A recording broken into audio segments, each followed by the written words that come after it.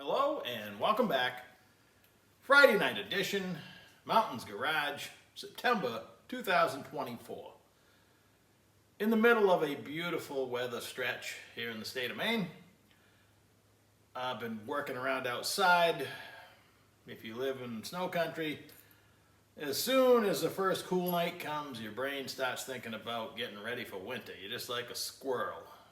The similarities go beyond that, but for tonight's video, that's close enough to the thought process. So I've been moving stuff around and I have a lot of hoarded wheels and tires in various sizes and condition. Too many, but in the process of consolidation, I was also spurred by the fact that, well, let me lay a little history. This is what I call the Race 55. I'm not good at naming vehicles, never have, maybe one time. So I have a Street 55, and this will be the Race 55, even though it's going to be street. Briefly, it was going to be, the fastest car in America. Before that was really even a thing. Before Drag Week, Hot Rod Drag Week, it never got finished. That dream never happened. It was to have a blown Hemi and a Lenko and everything else. Modern day, I stumbled across it. I own it. I am happy every day I look at it. Now, don't be fooled by its bare metal and it's a rust. It's unfinished, however, good bones, and I'm picky. So I'm picking away at the chassis, and when time and opportunity arises, picking up extra parts. The car has a 9-inch Ford with strange floater ends on it. Again, it's a blown alcohol car that never happened. With a 17/36/16 rear slick on a 16x16 SFI Convo Pro wheels, super popular back in the mid-90s. These are mint, never been run. They've had tires mounted on them, and that's it. The fronts are still on the car. The backs are out in my trailer. They, again, 17/36, that's a top alcohol funny car tire. Used to be a top fuel tire. Now I think they got a 17.5, 36, 16. Still, huge. It would fit a top fuel tire by comparison. With room to spare, I can put my fist on either side. Plenty of room, which is amazing in itself without humping the rear quarters and all that stuff. So I'm not going to run a tire that big. I don't have that kind of power, at least that I can envision on the horizon. However, I did pick up, again, opportunity, a couple brand new sets. One set of Hoosier, one set of Mickey Thompson, 17/34/5, 16 tires, slicks, brand new. And I'll probably sell one set of those and hang on to one, and eventually have my 16-inch wheels bead locked, double bead locked, which is a service that a few companies do. That'll happen. And when I do that, I'll probably powder coat those wheels black along with the front ones, because, this is going to be my final body color, which is right out of a spray can. It might get wrapped someday, but paint is not on the horizon if it doesn't come out of a Rust-Oleum turbo can. The rear bolt pattern is 5-on-5, which is common in a big tire door car to this day.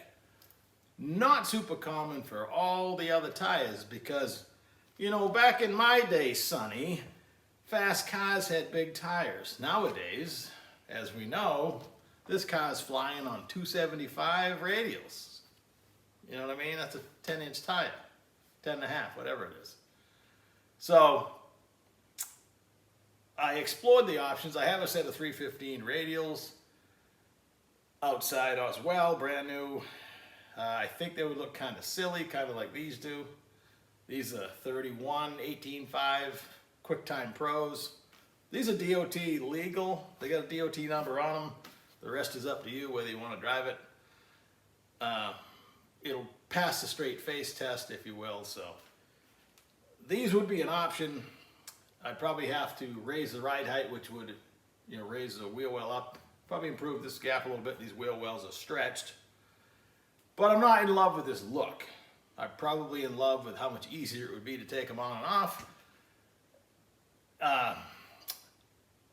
Modern day, you can buy, used to be the standard offset was, 3, 4, 3 is kind of rare. 4, 5, and 6 inch offset toward the center of the car was popular. 0, 1, and 2, I never remember being an option until little tired cars came along, small tire cars, and people putting small tires on big tire cars. If you put them in where they belong, because the rear end's so narrow, it looks really stupid. So they come up with, a 14, 15, 16 inch wheel with like 0 offset or 1 inch offset. So Race Star Wheels has been having a sale throughout the end of August. Still going on right now. I've been watching and shopping. Beadlock wheels are expensive. Typically they're a couple $1,000s a piece, and they have them for half price. So they were essentially $1,100 a piece. But I bought 15-inch beadlocks because there's a whole mess of 15-inch tire options that open up a whole new world to me. The 16-inch world, I can still get slicks. They used to make a QuickTime DOT 16-inch wheel, treaded DOT tire. They seem to have gone the way of the Buffalo. So to get down, because I want to street drive this, not with slicks, 15-inch was the way to go. So again, carefully planning out my future without trying to spend a ton of money, I did suck it up and buy wheels, and they're on the way, which prompted me while I'm cleaning to dig out some wheels and tires.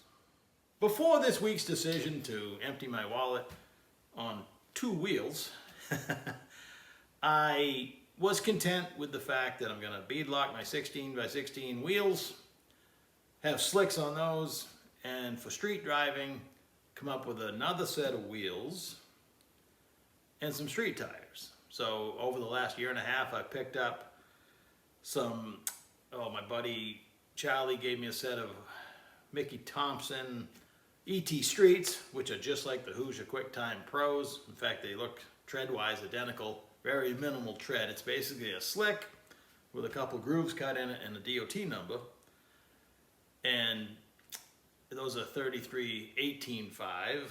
We'll look at them in a minute. And I also picked up a brand new set, old but brand new, the Mickey Thompson Sportsmans, which always have much bigger numbers for their dimensions, but in reality they're smaller than a real slick. So the measurement must be the whole section width and not just the tread.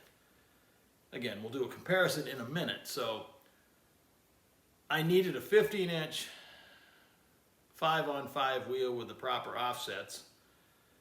Again, that 16-inch wheel, you're probably not going to get, if you could still get the, ET Streets or QuickTime Pros and 16-inch wheel, that'd be great.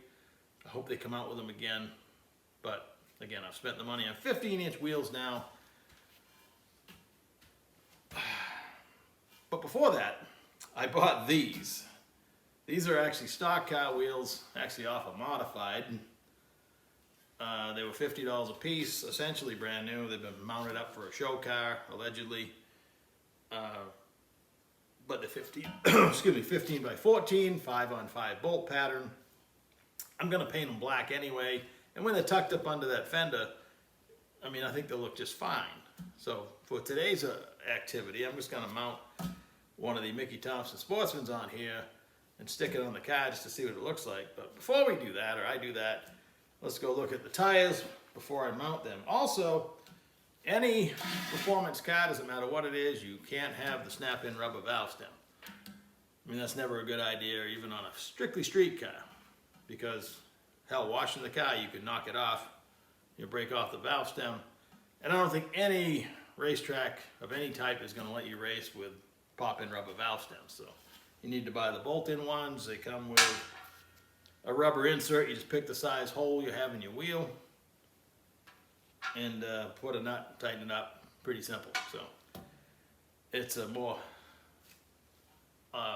safer solution, definitely stronger, and a must-have, and not expensive.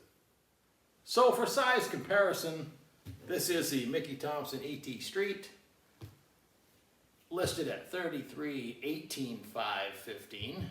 Clearly it's bigger than the Mickey Thompson Sportsman, which is listed at 33/19/515. So most slicks are actual dimensional, and you know, this must be just like lumber. This will be rough cut with its dimensional lumber, and this will be, you know, where a 2x4 is not 2x4. Well, I got it wrestled on there, and I've been messing around with it for half an hour trying to get the bead to set. It's too stiff. They were stored standing up. When I know I'm going to stretch something on a big rim, I usually cut some 2x4s and stuff it in the bead and stretch them out wider than the wheel. Kind of get it pre-stretched. This tire machine, the blast feature isn't that robust. So I'll be outside tomorrow with some ether and a match, and that'll probably pop it on there.